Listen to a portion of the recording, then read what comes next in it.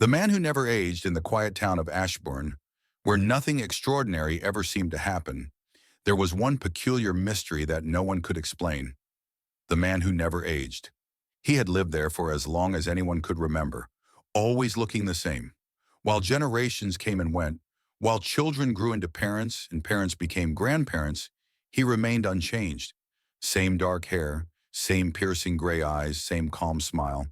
The townspeople called him Mr. Evermore, though no one was sure if that was his real name. For years, he had been the town's enigmatic bookstore owner, selling antique books with yellowed pages and strange inscriptions. His shop, Evermore's Curiosities, smelled of old parchment and candle wax, and there was always an air of mystery around it. Some claimed that stepping into his store felt like stepping into a different era. One day, a young journalist named Daniel, new to town and full of questions, decided to investigate. He had heard the whispers, how there were photos from 1910, 1940, and 1980, all showing a man who looked exactly like Mr. Evermore. How was it possible? Determined to find out, Daniel visited the bookstore and struck up a conversation.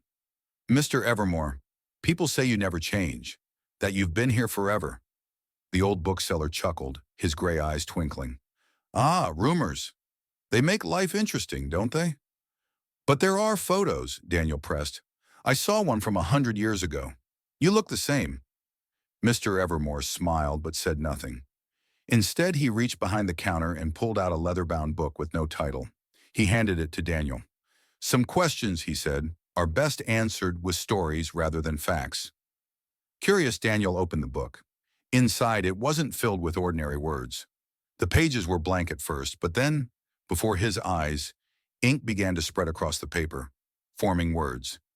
It told the story of a man who had once made a wish, to never grow old, to live beyond time itself.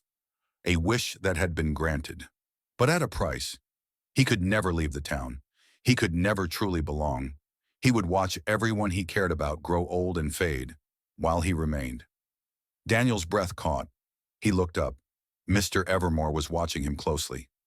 Is this you? Daniel whispered.